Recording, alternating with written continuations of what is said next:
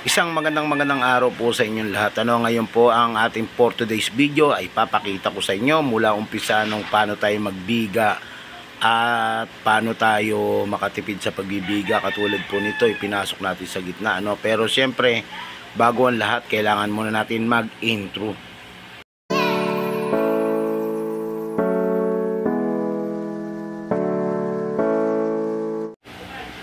Dito po ay papakita ko sa inyo katulad po ng ginagawa natin. Ayan, ang ginagawa po natin, siyempre magbibiga muna po tayo. Biga ang pinag-uusapan po natin dito. Kailangan po natin makapag-anilyo, magbiga, mag-runner.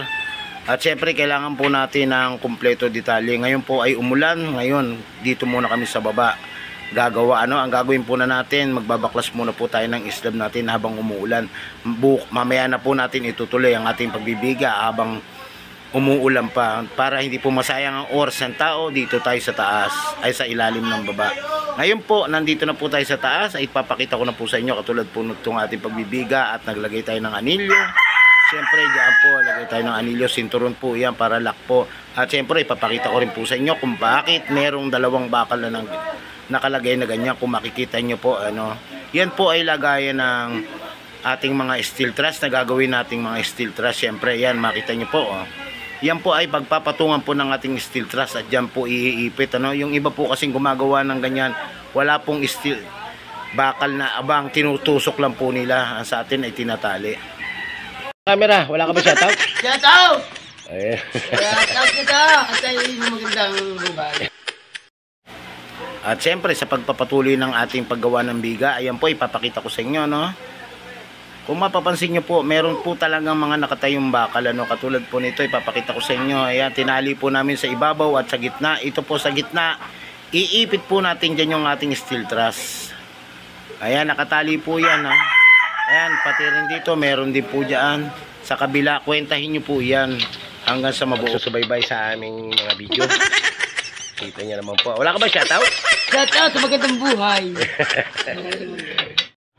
At siyempre sa pagbubuo naman po ng ating biga, siyempre po hindi natin maiwasan na mayroong gumagawa sa taas. At kailangan din po, meron din pong gumagawa rito sa baba katulad po ng ginagawa ko.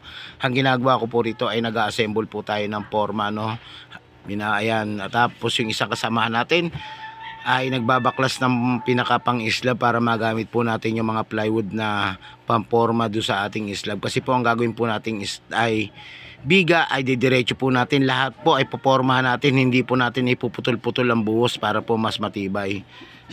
Siyempre po dito po ay nagsisimula na po tayong magsukat at siyempre katabasin po natin yan gamit din ang ager at ang ating mga barena. Kailangan po natin yan sa trabaho at kung makikita nyo, hayan na po siya, medyo tinatanggal din natin yung ating mga kalakalawang, gagamitin natin sa huli pa rin yan. At ito na po, sisimula na po natin tabasin kapag sobra po ang ating steel truss, kapag ay ang ating parlina sa paggawa ng forma at sobra ng kaunti, tabasin nyo lang po ng bagya, pero pag malaki po ang sobra, wag nyo pong tabasin dahil sayang po yung ating si parlings na gagamitin po pa po natin yan sa bubong. Kaya po natin yan po ang ginamit natin dahil para po makatipid, hindi na po tayo bibili ng kahoy na kailangan pang maraming kahoy. Ito po si parlings na po ginamit natin pamporma at diretso na po na gagamitin natin sa ating. Linisan na natin yung ating si parlings, Lininis mo natin si parlings at pinipul natin sa tamang sukat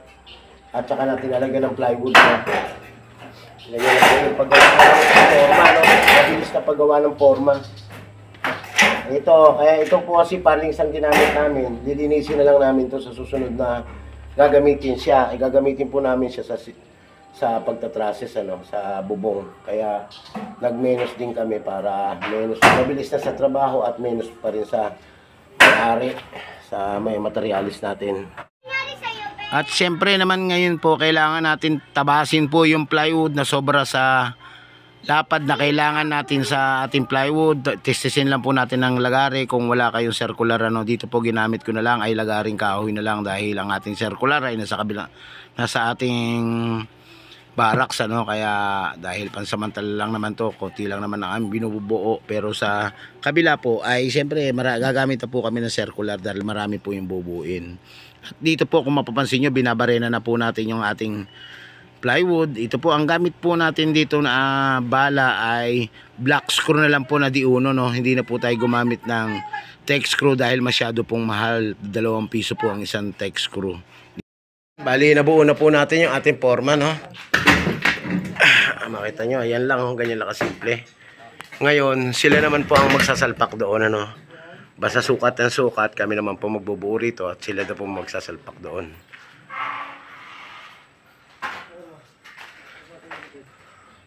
Ayan. Bali, natapos na po kami magporma sa lahat, ano. Ayan, pinormahan na po namin lahat. Ito naman po ay kung bakit, sasabihin ko sa inyo kung bakit namin pinormahan lahat yan, ano. Kaya ako po pinormahan lahat yan, pinapormahan ko lahat dahil mahaba po masyado yung ano niya, span niya. Gusto ko buhusan siya ng buo na tuloy-tuloy na isang araw para matibay lahat. Isang ano lang siya, isang lakas lang yung bato niya, yung concrete niya matibay talaga. Bubuhusan po lahat ng sabay-sabay, pupunuin natin lahat. Dahil kapag pinutol-putol mo po yan, halimbawa nagbuhos kayo doon, putol doon, ay di mahina na po siya. Katulad doon, mahina po siya.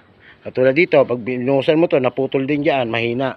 Kaya kailangan bubuhusan mo po yan lahat para ang concrete natin talaga sigurado tayong matibay, walang putol, ano. Ito po yung roof beam na tinatawag, ano. Ayan, yung pamamaraan naman namin, kung hindi na po kami kukuha ng tao, no. 5 lang kami magbubuhos nito.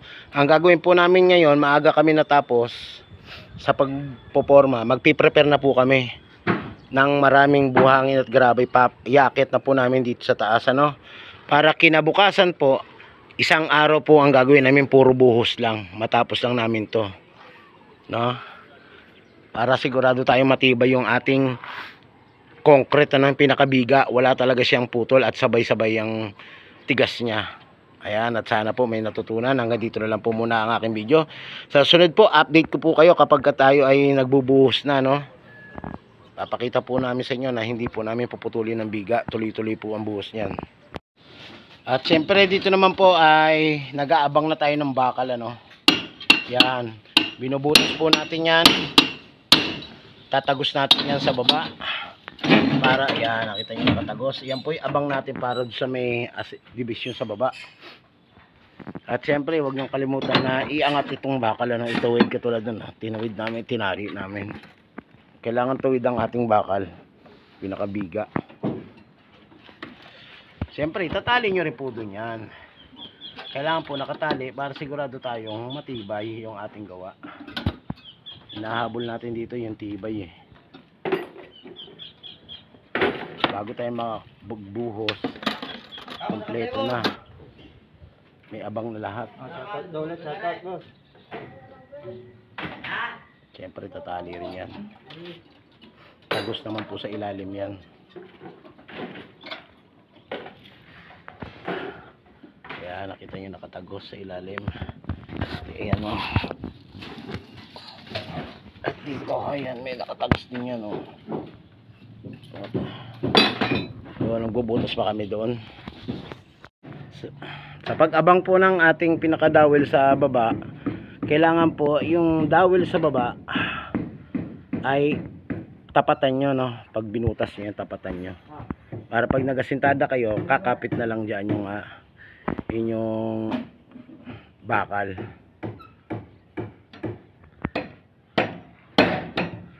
Kailangan po may eskwala para may tatali sa biga, ano.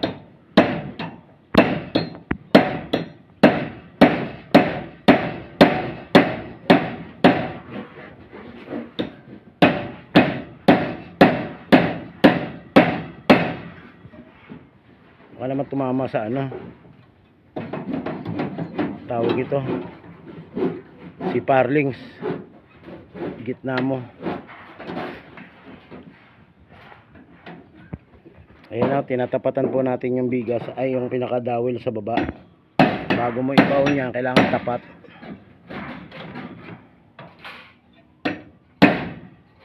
Ayaw. Yun, lumusot na. Ngayon, siyempre, kailangan mo itali yan. Ganyan lang kaganda. Siyempre dito sa header, lalagyan din natin yan ng isa. Kita nyo, ayan.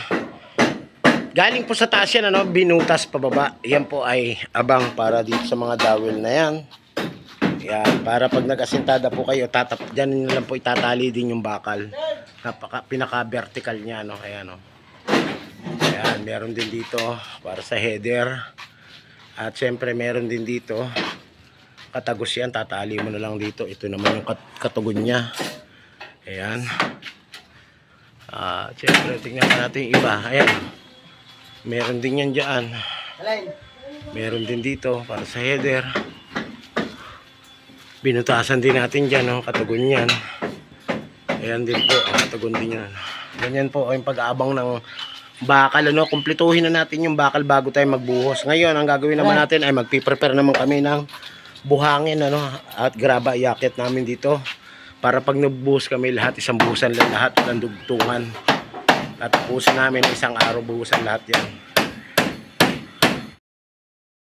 Oo nga, shutter. Ang shutter.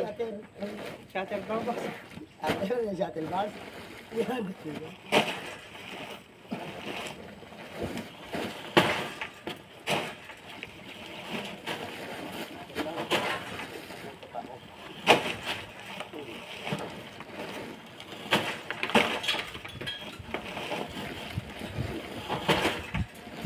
Ayaw mo kasi pa mo.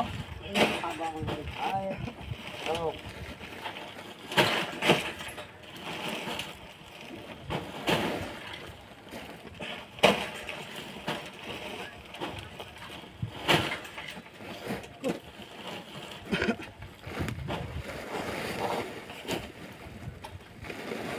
Ayos yung kabado, oh. Tapon-tapon. Kasya, eh. Ako na naman. Ano naman? Sige lang, sige. Ito ko lati mo eh.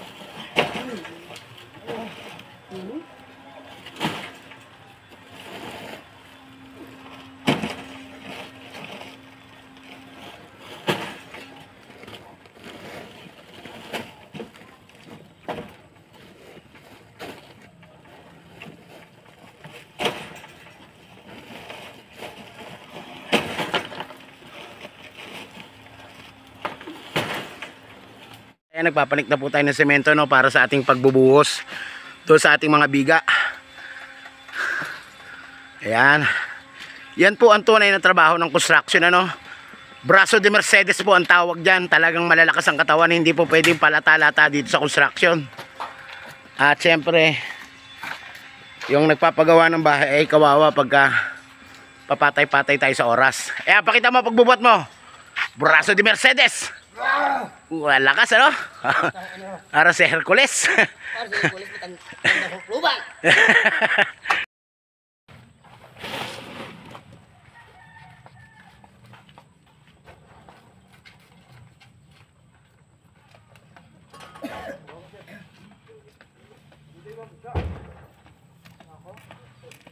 Sa ulo mo, binabagsak mo.